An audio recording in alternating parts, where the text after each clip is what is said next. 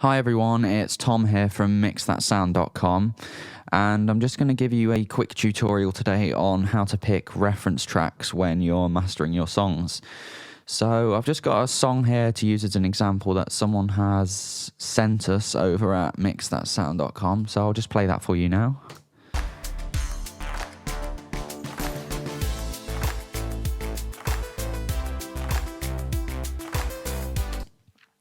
Yeah, there we go. So when picking a reference track, it's absolutely essential for mastering, as you basically want something to compare the song you're mastering to a professionally released song.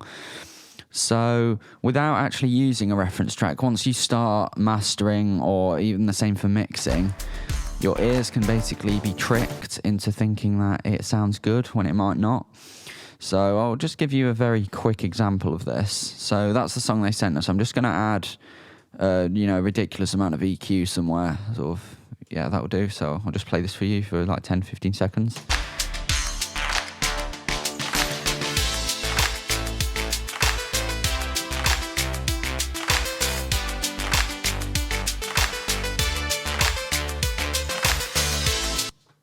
Okay, then I'll just take it off for you, and then you can have another listen to this.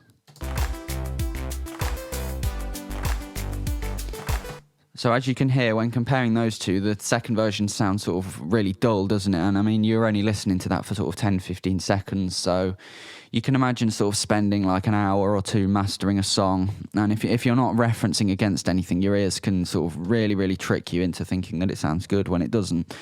So on to picking reference tracks. So we want something that's released sort of in the same era of time, and something that has a similar vibe. So for this example, we chose the song Get Lucky by Daft Punk. So I'll just play this for you now.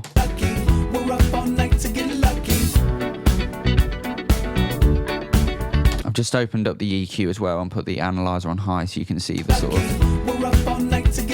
of similar spectrum already, even before mastering. So yeah, and the second track we've picked is Still Dre by Dr. Dre, which is, Dr. Dre sort of an amazing hip-hop producer, so we sort of wanted to reference against something like that. And this song was released in early 2000, I think, 1999 maybe. So again, it's something a little bit older that we can use to reference against, and the song they sent us does have a sort of like a hip-hop vibe to it as well, so we use that as another reference. My ear to the streets, signed Eminem, he's triple platinum, doing 50 a week still. Okay, now we want to set up our track ready to reference against. So to do this, what we want to do is first we'll play the reference tracks, and we'll look at the average level, the K level on this track. So I've just opened up the multimeter inside Logic. So we're just looking at this dark blue section around here on the spectrum, on the meter, sorry. So that song's hitting around -11, -10. So now we'll look at the Dr. Dre song, which is going to be hitting around the same.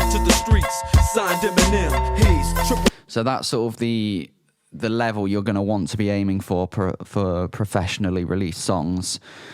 So we're just going to do this by using the limiter, the adaptive limiter. I'm just using the built-in Logic plugins for this tutorial, just so you can actually use them. You might not have access to something, a bit more professional, like the L2, for example. So yeah, we're just going to play this song now and adjust the settings on the limiter so that we can actually see it hitting around the -10 place. So I'll just take off all the settings I added on the limiter, and we'll start from scratch. So here we go.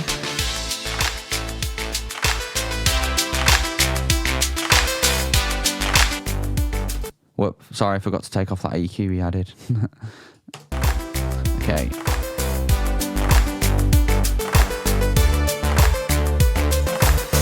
Yeah, so there we go, that's hitting around the -10 place. So now if we compare this song to the tracks we're referencing against, so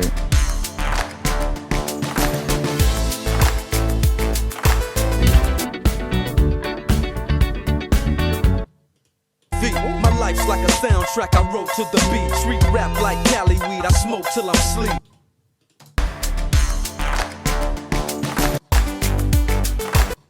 Like a soundtrack I wrote to the beat.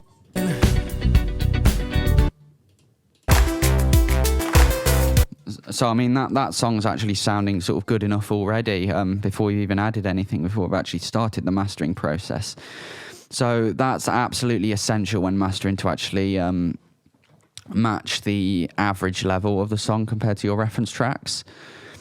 So I see a lot of people actually, what they do is they don't add a limiter onto the track they're mastering, and what they do is they actually just turn down their reference track to match the same volume, which is actually not what you want to do at all, because once you add like all the multiband compression and compression, EQ, limiters and all that, it's actually going to sound a lot different to when you have nothing on there at all, if you know what I mean. So that this song's got nothing on, there's been no mastering on this at all.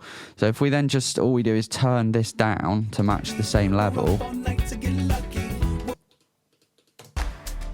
you're actually getting like a really inaccurate representation of referencing. So yeah, it's absolutely vital to add the limiter there, just so you've got a reference point. And I always use sort of 2 or 3 songs roughly. You do definitely want the same vibe and same sort of era of release. Like for example, if you're mastering an 80s pop song, you're not going to want to use like a 2015 released like death metal song, for example. So yeah, that's pretty much it. That's just how to actually pick reference tracks before mastering, and how to actually properly set it up in your project.